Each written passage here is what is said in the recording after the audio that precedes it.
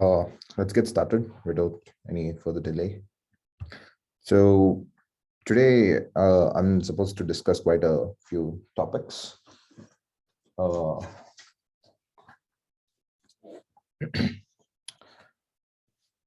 so we're going to discuss about L1, L2 regularization, dropout, hyperparameter tuning, and some other stuff. But I know majority of you are looking for midterm study, so I would like to start with that first. And after that, I think we'll go over to the other stuff. Okay, so let me. Okay. Is my screen visible to everyone?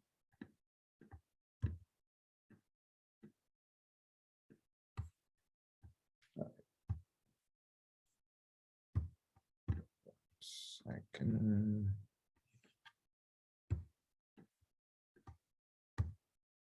Yeah. Okay. So we're going to go through a few questions that few formats of the questions that might come in the midterm. So all these midterm instructions will be provided to you in Canvas later on. But let's just solve a few questions in the start. So n-fold cross-validation. So we'll start with true or false questions, then we'll go to MCQs, then we'll solve one proper problem, and then we will move on to the next segment. So this is the first type of the questions, like true or false questions. So in an n-fold cross-validation is a method used to prevent overfitting. Can anyone tell the answer in the chat? Does anyone know what it is? So the answer is, actually the answer is true. N-fold cross-validation is used to is used to could be used to prevent overfitting, because whenever you rotate the data set, so then based on that, if the parameters are getting updated, so it can be used for it can be used for getting rid of overfitting, to prevent overfitting, and I think we'll see that today in the second part of the discussion, in the hyperparameter tuning. The second question is, yes, both n-fold and k-fold will do this. And coming to the second question. Second. The following shows a simple linear regression model for dataset x1, xn attributes. Okay, so it's asking if this equation that is shown here is a simple linear regression model or not. Does this represent the simple linear regression model or not? Any answers for this? So the answer is, I see few chat, but the answer is false, because in simple linear regression, we should only have one single feature like x1 or something, but here we have multiple features. So since we have multiple features, it's not a simple linear regression model.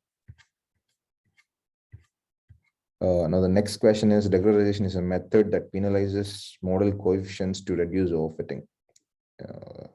Anyone want to take a guess on this? Okay.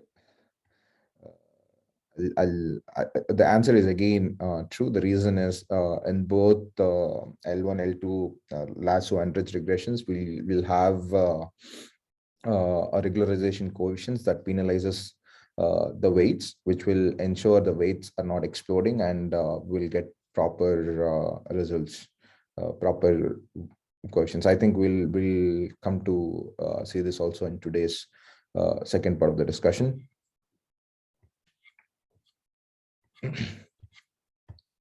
Yeah, so this is an extra like relation term that is added. Now that's the first true or false type of questions. We will also have simple like multiple choice questions. A sample of that is something like this. Which of the following is an example of a flag variable? Uh, anyone who want to take a guess? Yeah, D is the right answer. So female, male, clean. So all of these are categorical variables, but temperature is a numerical variable. So if at all they are categorical variables, you can actually classify them as flags. So yeah, answer is D, A and B. Both of them are categorical variables, and they can be assigned a label. Now, indicate the model characteristics depicted in the following figure from left to right. So how do you define which one is what? Can anyone, do anyone want to take a guess on this?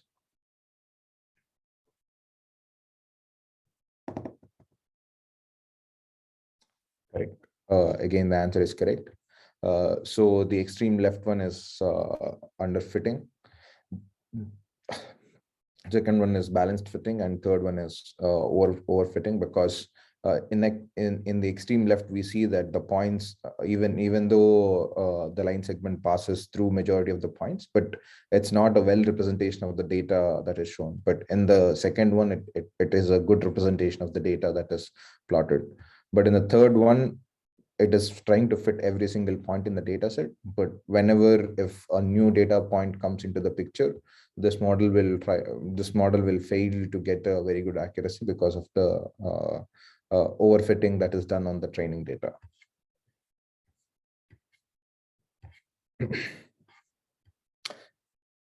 So yeah, so this is an interesting question. How many output neurons in ANN is needed to perform a binary classification?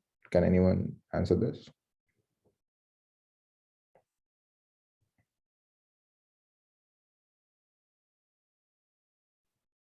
Correct. So usually sometimes people think, like, since binary classification is 2, some people make a mistake of putting it as 2, but logically speaking, you just need one. If at all that is not the one, you automatically know the other one is the second variable. So you just need one output neuron. So a single output node giving high or low output is required for binary classification. That's it. And okay, now we will take a look at a numerical question, a sample numerical question. Is Anne the Boolean neural networks specifically, right? Artificial neural network, it need not be. Okay. It need not be just like Boolean, it can be anything. So, but neural networks are mostly used for classification purposes.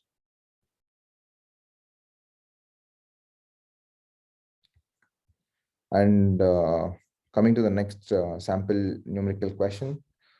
So in the following data set with attributes x1 and x2, the output variable y, calculate the total simple squared error for the following linear regression model: f of x equals to 0.5 plus 0.8 x1 minus 0.6 x2. Okay.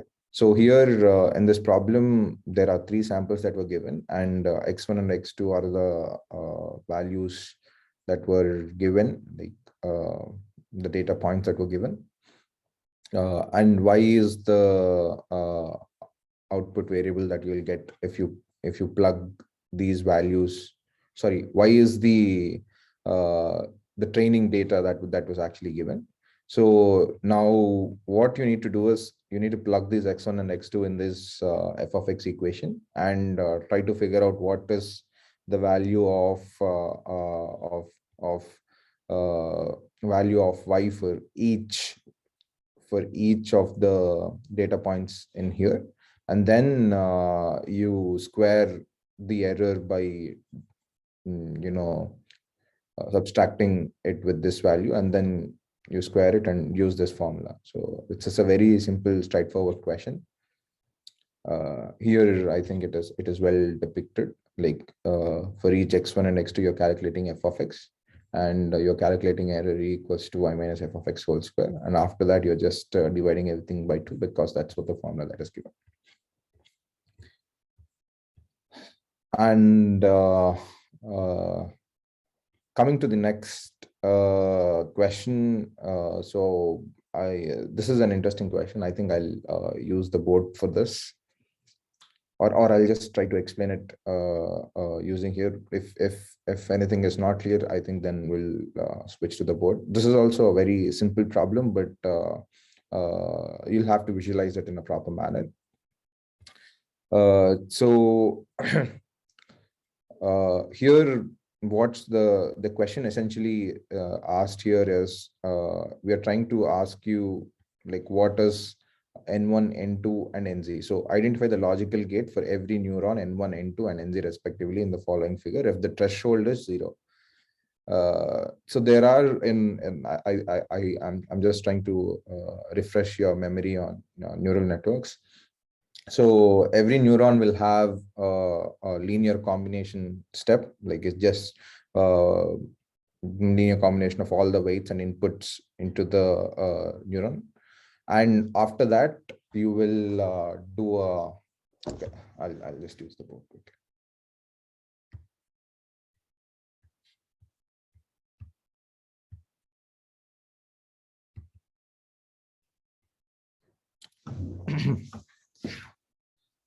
Is the board visible?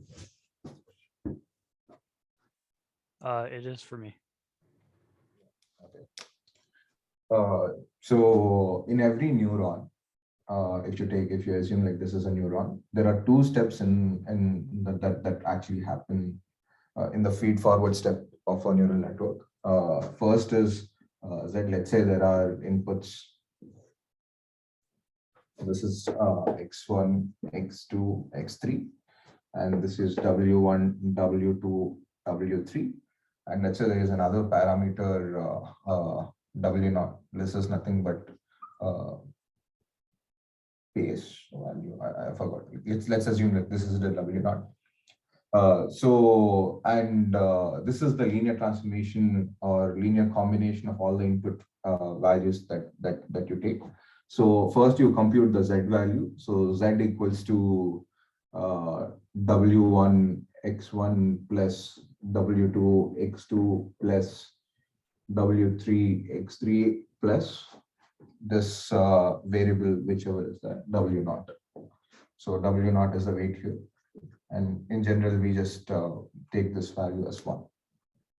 So this is the z value that is there. And to this z, after every linear combination, we'll forward this and apply an activation function called z. So we have to compute a z of z. So in this question, they have given the activation is 0. Essentially, what that means if I expand g of z. So if z of z is greater than 0, then the value is 1. And if z of z is less than 0, or I can write it neatly. Is z of z equals to 1 if z greater than 0, 0 if z less than 0, s or equals to 0. So I think that's what the activation function actually means. So we'll try and apply this to the problem that is given.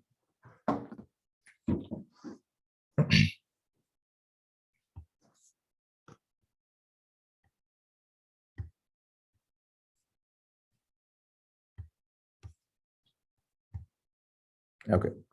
So here I said like the w0, whichever is that is nothing but this minus 1.5. And assume that w1 is 1 and w2 is minus 1. And all of these are inputting into layer n1. And x1 and x2 are your input parameters. So first, forget about everything else and let's just concentrate on n1 and let's try to figure out what is the gate of n1. So this is just what are all the gates that are there for us. So for oh, here we already gave if z, okay, I think I made a small interpretation wrong. If z is greater than or equals to 0, then it is 1. If z is less than 0, then it is 0. I think that's the definition of of g of z for this particular problem, the activation function. So so if x takes values, sorry, if x takes values, x1 takes values 0, 0, 1, 1, and x2 takes values 0, 1, and 0, 1. If we compute z, what is z? Z is nothing but for n1, z is nothing but minus 1.5 into 1 plus 1 into x1 plus 1 into x2. So it's z is nothing but x1 plus x2 minus 1.5. So that's what we did here, like x1 plus x2 minus 1.5. And we plug in the values of x1 and x2, and we get these results. Now, as you can see in all these places, because z is less than 0, I told you if we apply the second step of the neuron, that is nothing but the activation, you are getting the value as 0. So this is the final output. So output of that neuron will be equals to 0. So 0, 0, 0, 1. So what does this gate look like for everybody? It's an AND gate. Yes. So now similarly, similar thing we'll try and do the same thing for N2. Same, we'll follow the same methodology. We'll follow the same methodology, and if we try to figure out what is the gate for N2, we'll get this value 1000, and this is a NOR gate. Okay, now we'll try and figure out what's, so now we know what are the values of n1 and n2. Now based upon these values of n1 and n2, we have to try and figure out what are the values of nz. So essentially, if we take x n1 and x n2, and we just put all these values, and again we do the same things, that equals to minus 0.5. So what is the value? What is the equation for z of nz? It will be equals to minus 0.5 plus 1 into n1 plus 1 into n2. So n1 plus n2 minus 0.5 will be the equation for z. So that's what we have written it here. And if we apply the same logic, same activation function at the output layer as well, we will figure out what's the truth table for that. And in here we've already given you what is the truth table for that, and we'll be able to you should be able to figure out what it is. So any questions so far?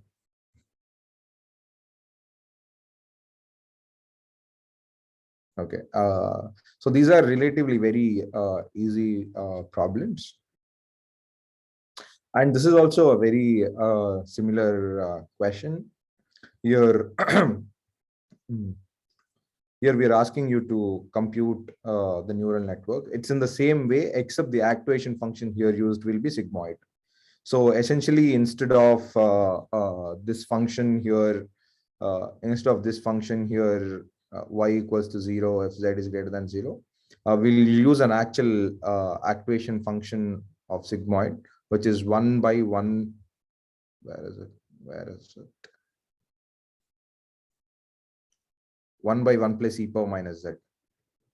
Using this activation function, if at all the value is greater than or equals to half, it is a positive, and if at all it is less than or equals, if it is less than half, it is a negative. That means if it is greater than or equals to half, the value will be 1. If at all the value is less than half, the value will be 0. So like that, we'll try and compute these values. And similarly, we'll have to figure out all the NB and NZ. This is also a very straightforward question. Any questions for this so far?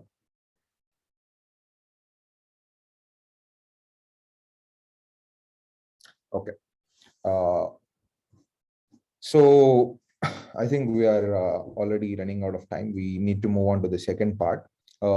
Few suggestions is, don't think that the midterm questions also will be as easy as this. So they will be a little bit difficult, but not too difficult. They'll be manageable. So whatever has been taught in the class, ensure that you practice them very well. And if you have any doubts, please feel free to come to any of the office hours. Uh, and do practice a little bit on the math front as well. Don't completely leave it. But whatever has been taught in class, you should be absolutely clear with all of them. Any questions? Okay. Let's now quickly move on to the second part of the discussion.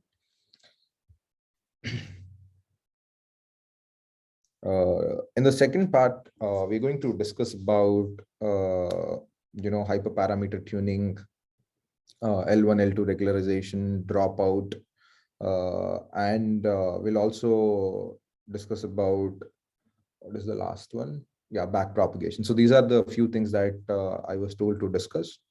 Uh, we'll try to discuss as much as possible. I thought in the last discussion I'll do everything in a live manner, but it's not possible given the time frame. So let's just I'll still define the problem, and then we'll try to figure out how to do this in a neat manner. But this time we will actually use a full-fledged Jupyter notebook to solve this problem. So let me share my screen. Okay. I think we have covered the first. Is my screen visible before I go any further?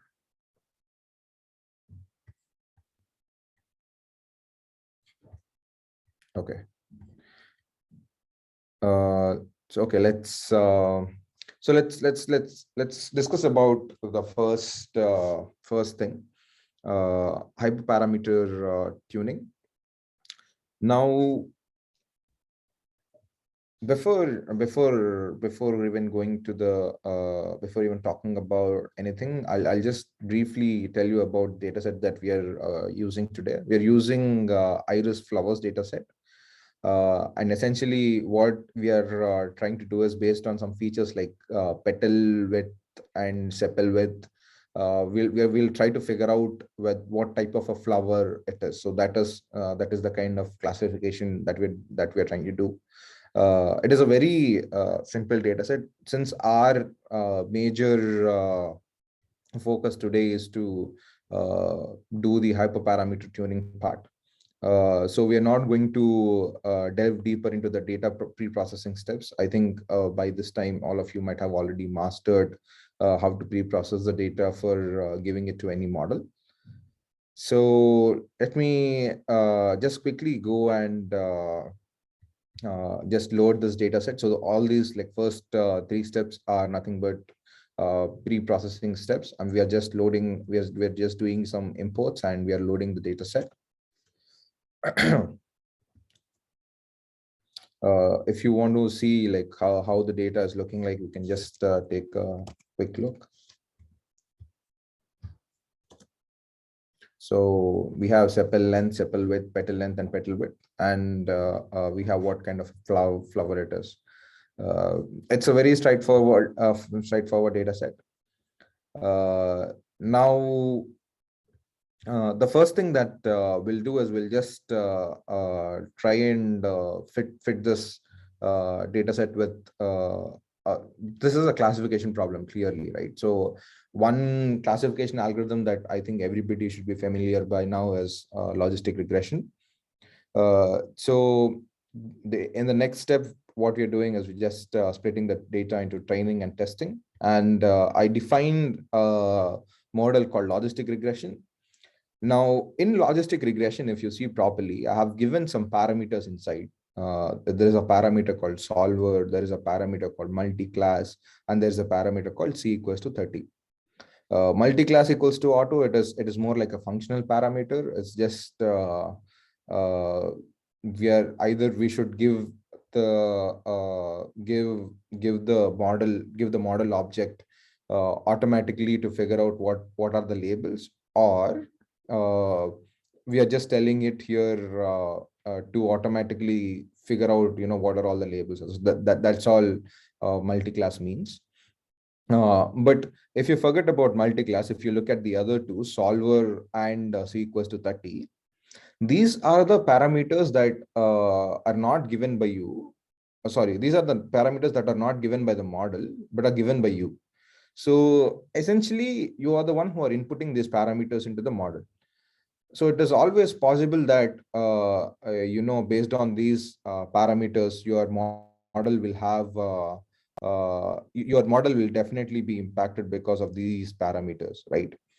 Uh, so if I take LB linear as the solver, LB linear is nothing but an alternate version of gradient descent. It uses something called coordinate descent for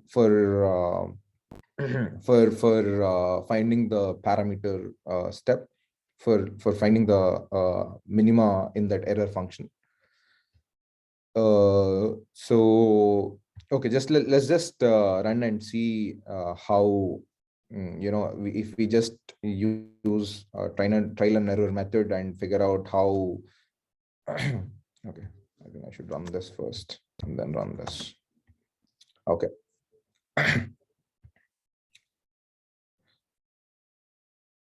Okay, so I've fit with LB linear and multi-class. With multi-class equals to auto and C equals to 30. Now let's just see what's the classification report for this.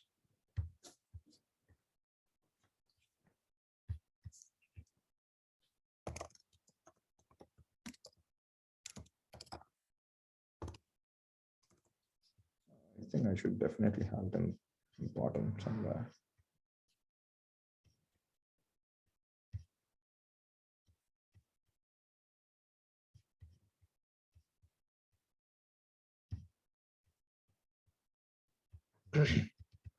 Okay. Oh yeah, here we have it. X test and Y test. So first of all, we just if we are using logistic regression model, LB linear and C equals to 30, the model score it is showing is 1. That means it is 100% fitting every single data point into in a proper manner. Like for every test set you have taken, it is able to predict the Y variable in a proper manner. So this cannot always be true, because it might be possible that for the data set you have taken, essentially in cross validation, what happens is, okay, I'll just stop sharing.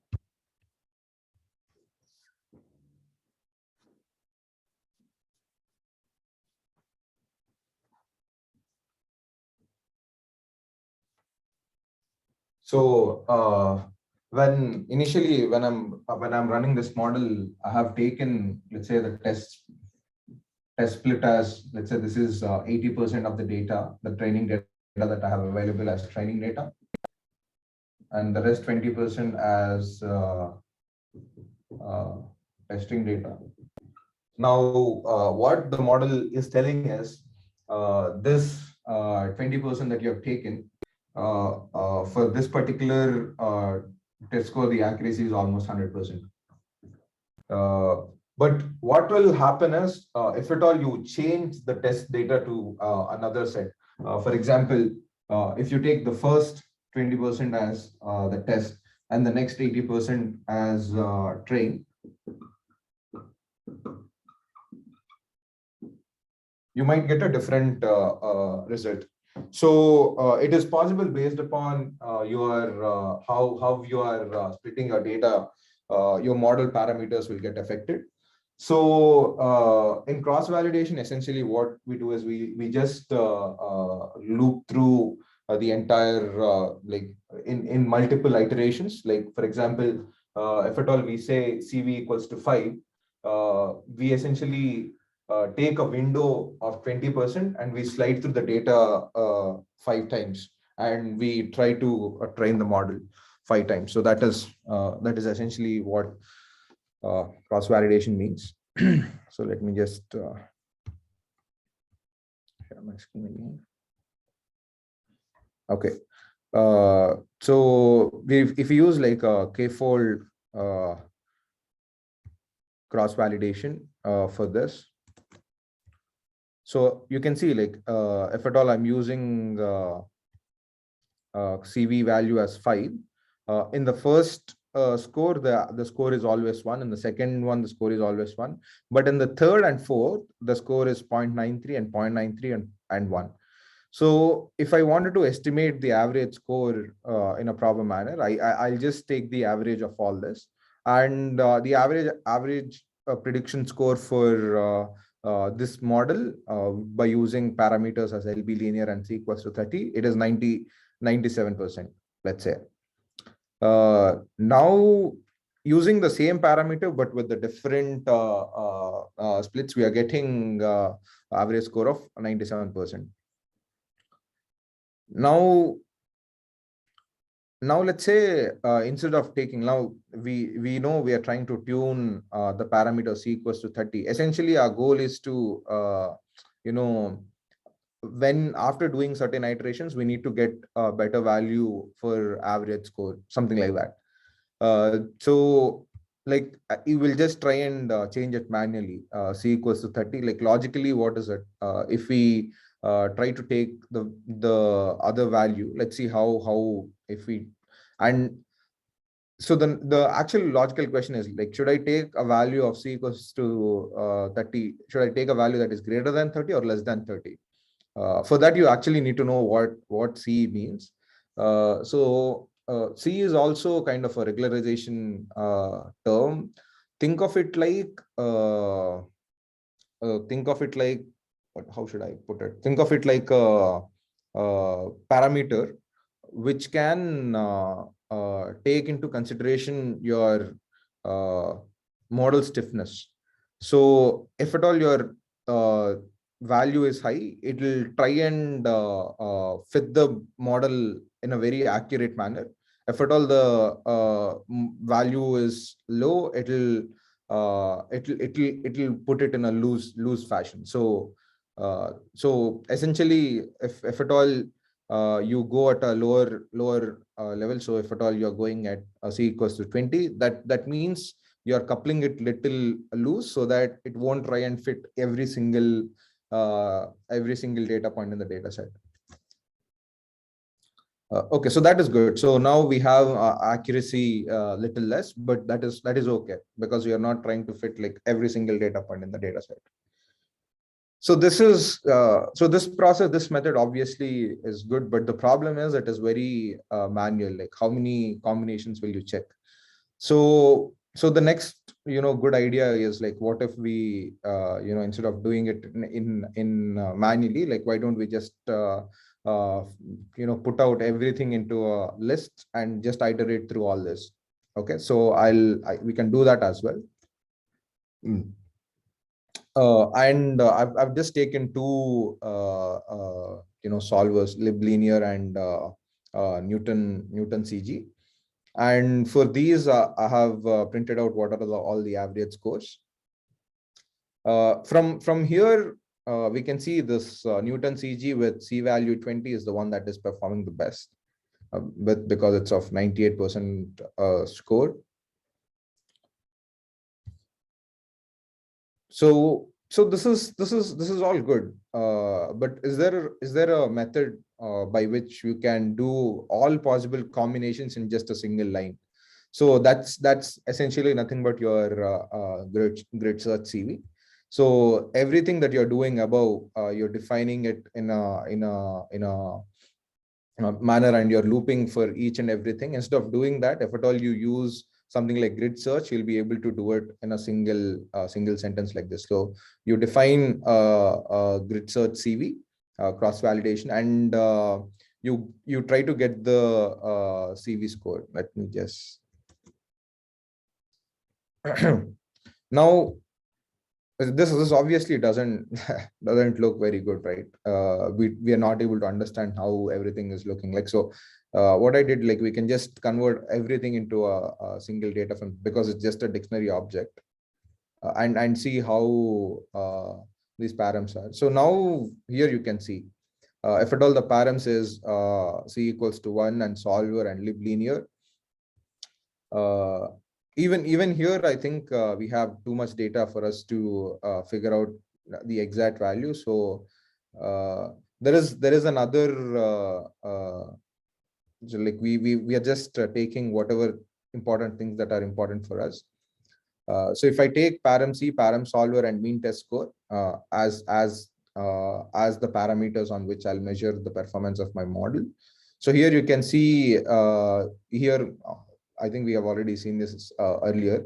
Newton CG with 20 is nothing but at 98. Now, if we before we have done this in a manual process, right? Newton CG with 20. So we've got the same thing here. So essentially, grid search CV, what it's doing is for every hyperparameter that is there, that you're defining for your data set, it's just going through all these parameters and trying to figure out what values of hyperparameters are best for your particular model. So that is what it's doing. And previously, that's what we have done. And instead of doing it manually, what we have done is we have automated it using grid search CV. Now, obviously, what is the problem with grid search CV here? One big problem that you can see is, uh, if at all you're looping through every single possible parameter, it is obviously going to take more time. So if at all it is taking more time, it's not good. We don't want something like that. So what we can do is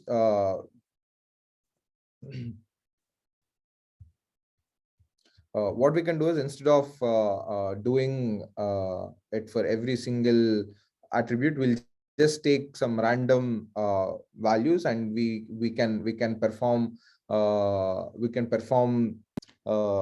search for parameters on those few parameters itself, or sorry, on those few values itself. Then that is called randomized search CV.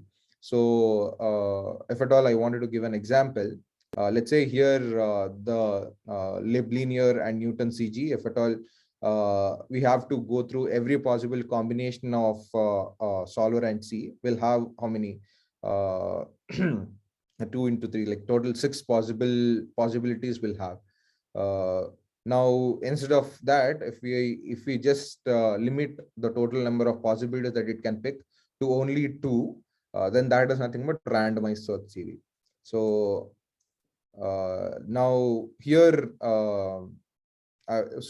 what I just gave it 2 options to choose from. So it chose like parameter C equals to 10 and parameter solver as lib linear, and it got a test score of 96, and this got a score of 97.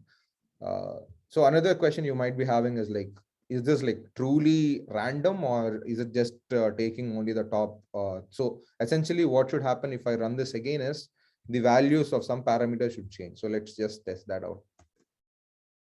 Now here you can see, right, like previously it was 10 with Newton CG and 1 with lib linear. Now it changed completely. So that means it is actually randomizing its choosing, and it is choosing based on that. I can run it again and you'll get something different. Okay. Now this is all good. Like, what if I have now till here we have just used a single model, single logistic regression model. But what if we have multiple models? Let's say we have an SVM, random forest, and logistic regression. Will we be able to define those as well? Yes, you can. So you can define model parameters in a dictionary format, something like this, like SVM and model, and what are all the parameters that it takes.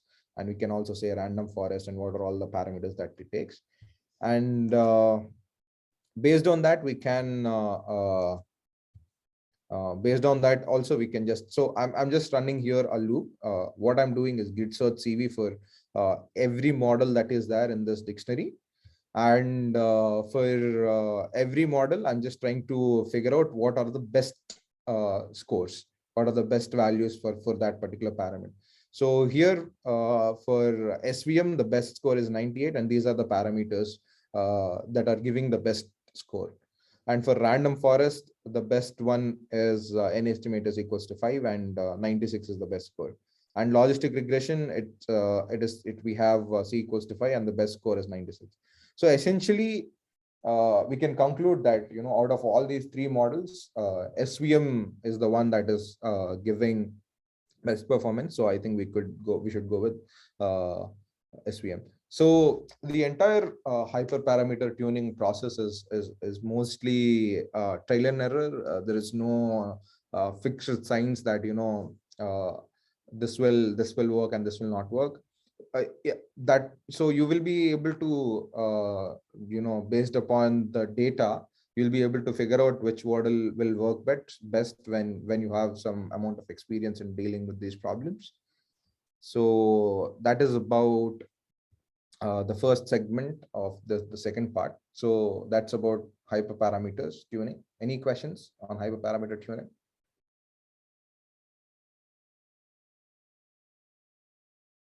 Okay. Now the next thing that we will see is momentum. So if you remember stochastic gradient descent side, like the moment, so essentially what will happen in stochastic gradient descent is you'll start from, so this is a contour of the error function. If you start from at a random weight value, and if you're trying to go to the absolute minima, so you'll take certain steps in stochastic gradient descent, right? Like this, up and down, up and down, up. So the blue one is what will be taken if at all you do direct stochastic gradient descent. But if you actually want to, you know, go or convolve into the center point, or convolve into the absolute minimum much faster, we add a momentum term. Essentially what it will do is, instead of taking so it will, so if I define this vertical and horizontal manner, so essentially what it's doing is it is minimizing the vertical step, and it is maximizing the horizontal step towards the center. So that's a very you know, niche manner of explaining what's happening. And these are the equations answer for it, and beta is the parameter that we use for momentum. So so so how do we visualize this? Like how do we, so if so the whole point of using momentum is to convolve uh, to the minima faster. So what I've done is I've taken an MLP classifier, and I've given an initial momentum of 0.9, and I'm trying to figure out what is the total time for it. Now here you can see with 96% accuracy, the total time took for the machine learning model to converge is 0.56 seconds. And now I'm increasing the momentum term to 0.98. And if I increase the momentum term to 0.98 and print the same thing, now here the entire model got converged in just 0.23 seconds itself, right? And here I think what what nicely what this thing has done, what scikit-learn does is they give parameters in a nice manner, so you can provide them directly without knowing much about what's happening inside. But it's always important to know what's happening inside. So like that. So essentially what's happening when you are increasing the momentum term is, so if at all you're going from 0.9 to 0.98, the speed of it from going this point to this point is increasing. So Essentially, that's why here the time is 0.56 and here the time is 0.23. And next thing I want to talk about is L1 and L2 regularization. Uh, I think Professor might have covered it already in the previous class, but essentially what will happen in L1 L2 regularization is to ensure that you don't have any weight explosion, you just add another lambda W1, and this is called L1 regularization. Also, it's called, I think, uh, ridge regression, ridge or something. And if at all, it's called lambda into W square, it's called lasso. Uh, I might be confused. Like this might be called lasso. This might be called this. I'll post later on Canvas. But essentially, what L1 and L2 regularization means, you're just adding a lambda into weight term, and in L2 you're adding weight square term. Essentially, what this will do is it will ensure that the weights are not exploding while trying to find the minima. So this parameter lambda is nothing but your regularization coefficient. So that is defined by alpha in, if at all you do an MLP classifier.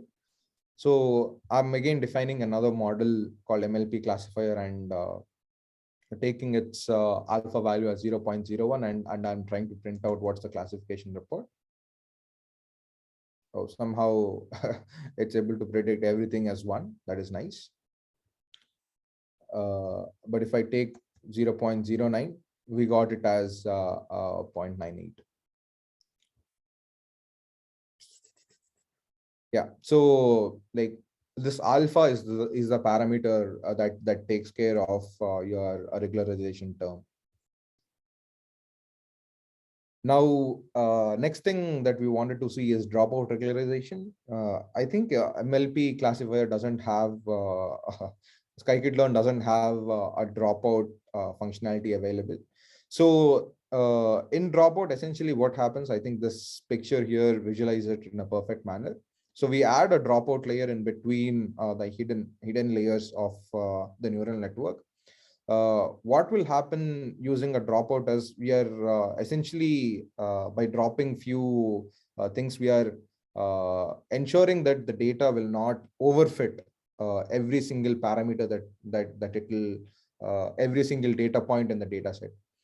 So that's what dropout actually does. It just drops the neurons at a random manner, and it will let the model train. So that's what dropout layer does in a very high manner. So the implementation of it is in TensorFlow. This is how you do without dropout. I'm using Keras because the scikit-learn doesn't have this module. And this is how you implement it without dropout. So you just define a Keras sequential model and you add each layer step by step. And to this model, you fit the training data and testing data. I've added a lot of hyperparameters here. Maybe based on these values, your model accuracy will depend. So let's just see how much time will it take to run.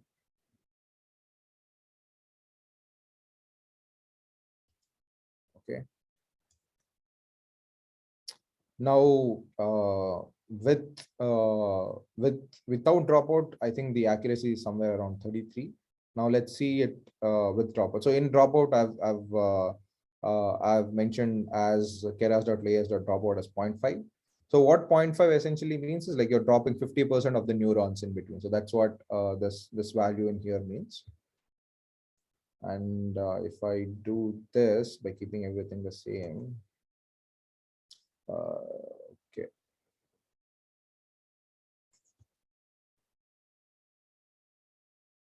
Yeah. So I think we can see that the accuracy is very low. That's majorly because of the parameters that we have taken. If at all we change all these all these hyperparameters, like instead of ReLU, we can take some other activation function in here, or tanh activation function. So depending upon the activation functions that you take, these models vary a lot. But this is how the whole model will get implemented. And finally, coming to back propagation, I think there is nothing much to explain about back propagation, because every single model that we have seen so far, if at all you're doing neural networks, because if we take this itself, it internally does this back propagation step. But what is back propagation? It is like, I think this GIF here explains it in a very nice manner. So like in a feed forward pass, we'll try to figure out each value, and it will come to the end, and finally the value will be sent to the loss function, and we'll calculate the loss, and we'll back propagate the loss to adjust the weights. So if you remember the chain rule, and I think professor might have explained it, but so essentially what's happening is every single step, every single neural network that we have seen so far is using back propagation internally.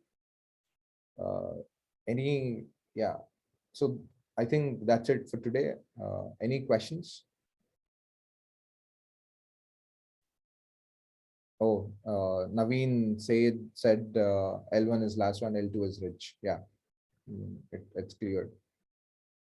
It's typically between 0.5 to 0.9. Yeah, momentum values usually it range from 0 to 1, and again it is also an hyperparameter. So yeah, for you to figure out which one works, you just have to do the hyperparameter tuning. So there is no like set definition, this will work best. It all depends upon the data set that you're working on. Yeah, I think if you guys don't have any questions, that's it for today. Any questions?